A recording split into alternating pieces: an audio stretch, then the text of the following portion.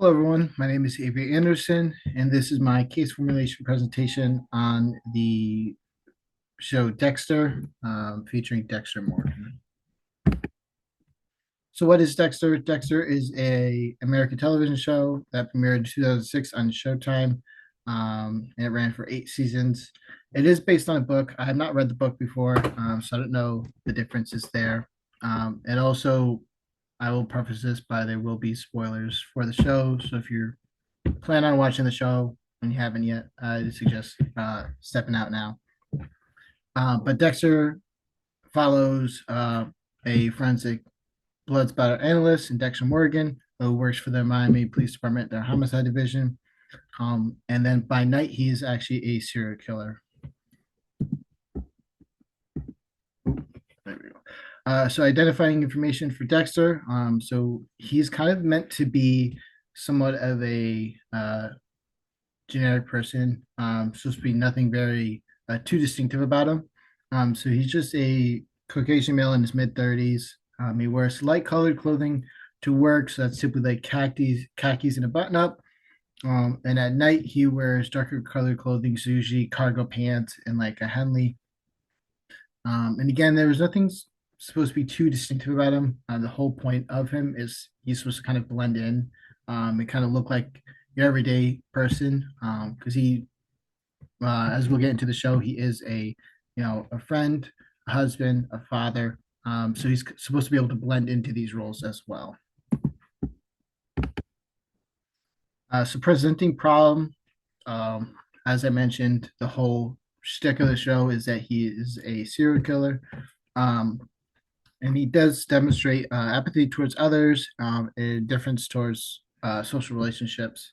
The main relationships that we see Dexter interact with are going to be his sister Deborah, or adoptive sister Deborah, his now wife Rita, and her kids, and the kids that he has with the kid that he has with her, and then his co-workers, mainly Angel Batista, Vince Masuka, and Lieutenant Maria LaGuerta.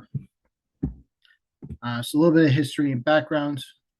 So Dexter was actually born Dexter Moser, and when he was about 2 or 3 years old, he was locked in a storage container with his brother, who is about 2 years older than him, I believe, with the dead bodies of his mother and three other individuals who were murdered right in front of him.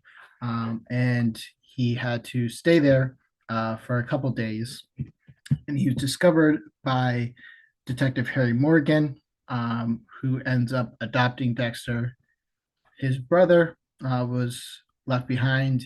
And in season one, we actually meet his brother.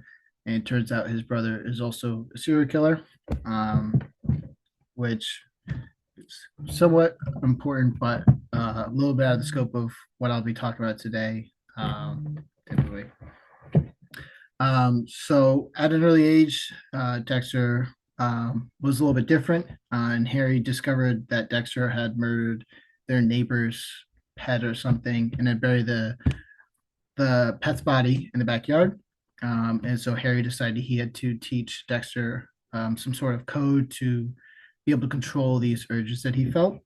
So the whole premise behind the code is that Dexter's one never supposed to be caught. It's always supposed to protect Dexter from, I don't know, when anyone discovering his true identity and his true nature, which is that he's a serial killer.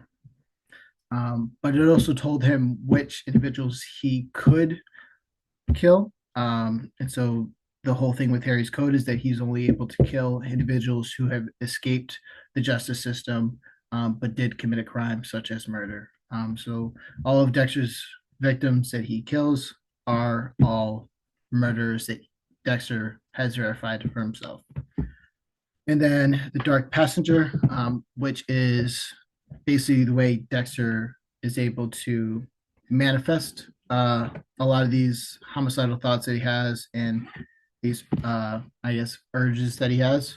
So he characterized it as Dark Passenger, which is kind of just how he excuses his when he kills, he kind of excuses it as the dark passenger. When he lies, those kind of behaviors. So behavioral observations. So I ended up watching season 4, episodes 4, 5, and 6. I chose these episodes just because that is where I was up to in the show. So some of this information might turn out to be slightly different as the show progresses, but this is what I have from my experiences of the show so far. Um, Throughout these 3 episodes, and as well as episodes prior, Dexter experiences hallucinations of Harry, his adoptive father. Um, so he actually talks to Harry regularly about not only the cases that he is working, that he's investigating for his own indulgence with his homicidal thoughts, um, but also other things that are going on in his life. So he will be able to have back and forth conversations with this hallucination of Harry. He does believe that all of the individuals that he kills, he's justified in what he does. Like I said, the whole premise behind Harry's code is that he only kills people that have escaped the justice system but did commit a violent crime such as murder. Um, and so Dexter just justifies these people that he kills because he feels that the individuals that he kills should have been dealt with in the first place by the Justice Department. Avoidance of discussing conflicts. So the main relevance across these last 3 episodes was Dexter was actually having an argument with Rita because he had kept his old apartment and didn't tell her, or actually he lied to her um, about keeping it and said he got rid of it. And when Rita tries to address these concerns that she had about his lying, he continues to either not answer her questions. He lies about why he kept the apartment. He said it was because he was trying to get the security deposit back on it, but he hadn't told her that at the time of keeping the apartment. And the persistent lying. So, like I said, he lied to Rita about keeping the apartment in the first place. Then he lied to her about why he kept the apartment. He does also continue to lie to everyone in his life about his true character, his true nature. He pretends he daylights as a husband, as a father, and he does fulfill those roles as well. But he's also a serial killer, which he does not disclose to most characters in the show.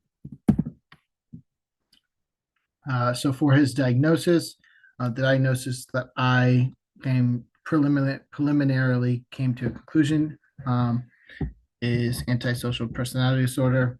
The 3 main symptoms that he checks off is going to be failure to conform to social norms in terms of lawful behaviors. So like I said, he is a serial killer. He does murder. Inherently is not lawful behavior.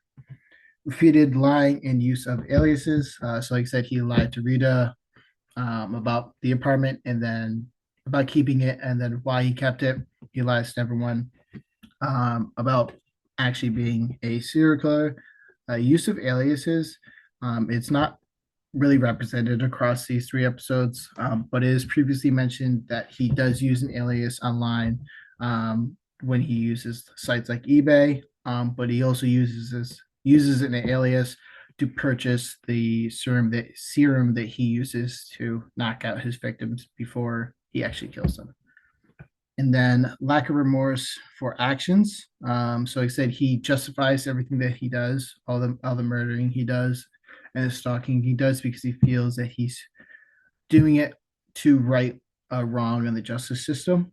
That these individuals were not punished before, but they committed a crime that is worthy of punishment by Harry's code. And so he does not feel that he's doing anything wrong when he kills these individuals. Across these 3 episodes, the only individual he actually kills is a cop who he found had murdered her family and had lied about it. And so in that case, he felt justified in killing her because she was able to escape the justice of being punished for the crime of murdering her family. And so he was able to justify his killing of her because he's writing that wrong. And then for treatment, there's not many treatment methods available for antisocial personality disorder. There's nothing curative of it because inherently is part of your personality. You can't cure that. But there are treatments typically for managing anger and working on handling strong emotions as well. And here's my references. Thank you for watching my presentation.